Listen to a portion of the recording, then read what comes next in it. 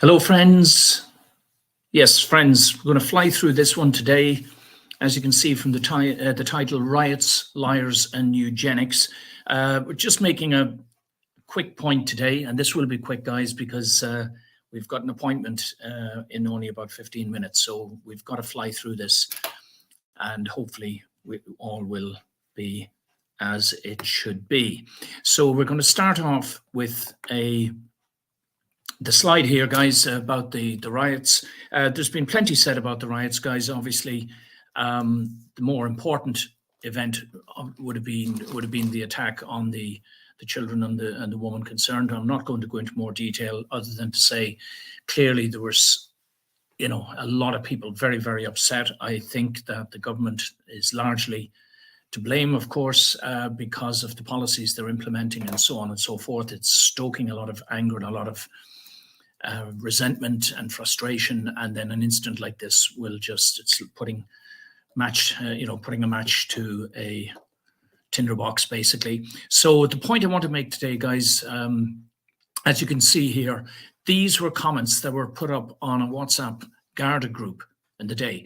So something was not right with the Garda response. Now, I don't know enough to be able to make a definitive statement here, but it seems odd, I believe, that let's say the Garda Commissioner in particular, the Minister for Justice, whoever it is should be responsible for this, should have been on this like a shot.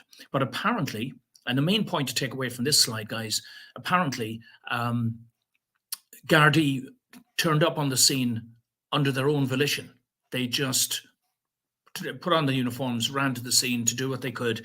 And this is one of the quotes. What on earth are they? And who's they? What are they waiting for? Management, administration. So there were some delays in getting the Gardaí to the scene.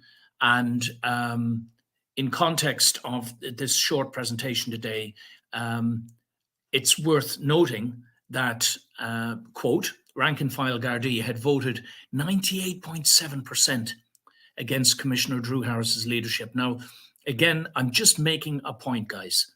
When you're the head of an organization and 98.7%, and this is now ordinary Gardaí and Garda sergeants, vote at this rate against you. And what's the next thing that we hear? Of course, straight away, the government comes out with a statement that they have full confidence. And at the time, it was Helen McEntee and Leo Varadkar in the face. Now, what an insult to all of the guards, that have made this vote, right? What an insult to them to then hear the political leaders that are ultimately their bosses turn around and saying, nah, that might be what you think, but we're going to declare on the world stage absolute 100% confidence in the person you've just voted 98.7% against.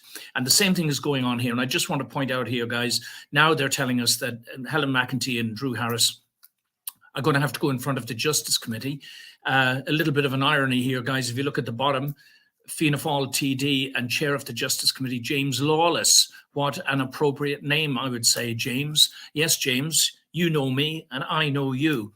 James is the head of this committee, which basically twisted and turned and ducked and dived and did everything they possibly could not to deal with the multitude of complaints we were putting into them by lying, pretending that they had discussed things at meetings where they hadn't, and so on and so forth. So this, guys, I would say it's just political pantomime. It's theatre. It's there to make you think that somebody is going to be held to account when ultimately they're all rowing in the same boat, so to speak. Now, this leads us to these people popped up.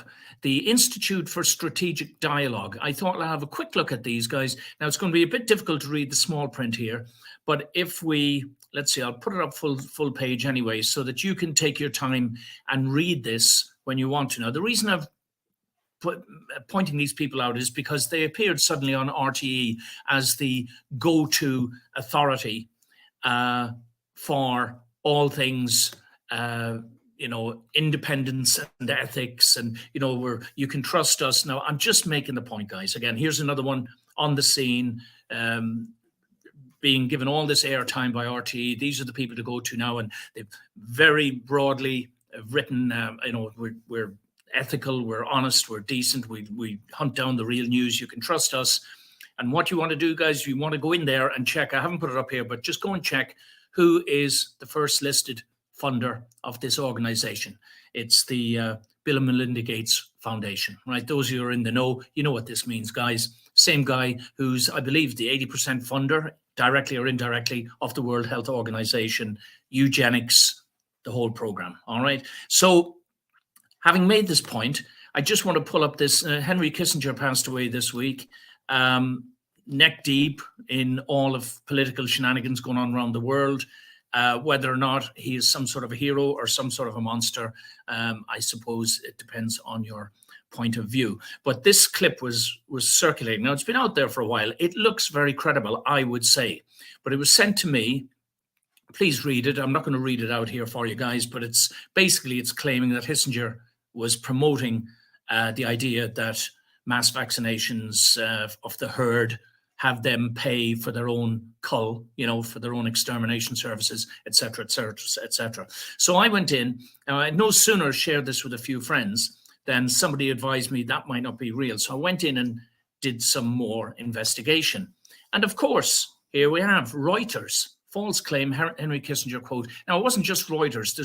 There's pages of them, all of these so-called fact checkers coming out and saying, no, it's not true. Now, honestly, as I'm standing here talking to you guys, I'm not definitively saying it is true or it isn't true, all right? I'll just say what I know. It looks, that newspaper clip looks credible. Someone went to a lot of trouble to make it look like a real newspaper clip, if that's what it is.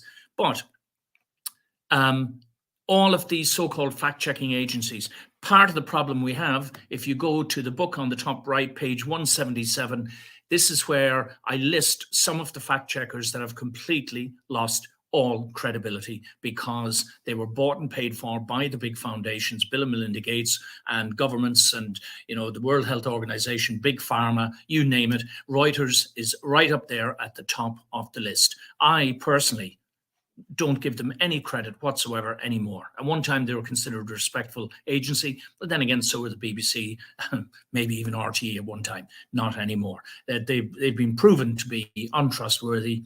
They will lie. They will deceive. Okay, so what we do know is that back in 1974, now this was a classified report. Please go and look for it. It's known as the Kissinger Report, guys. Again, I've got one eye on the clock here. I've got to be pretty speedy today, guys.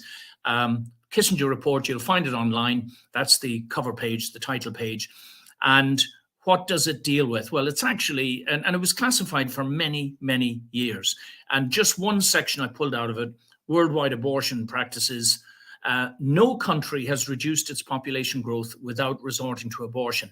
So there's a definitive plan in here, not just abortion. Now it's all sorts of other family planning procedures, sterilizations, and all this sort of stuff, which would neatly tie in to that alleged quote. Although I'm not saying, that quote certainly isn't in this document. But as you can see, it's all about control of the world's population, control of its resources, but it's always about money, guys. Everything is about the economic effects. Human values, or humane values, seem to have been displaced completely by financial concerns. And this is one of the biggest problems we're facing today. So to move to this might be, this is a Catholic group, guys, where you can see on the date there, I think it's 2005 or something like that. And again, take your time, read this for yourself. But basically, they were saying that that Kissinger report that I just pointed out to you is still in effect, and it's still being rolled out. And this should lead people to think, well, who do we trust? And I suppose that's the point of this very short video today, guys. Who do we trust anymore?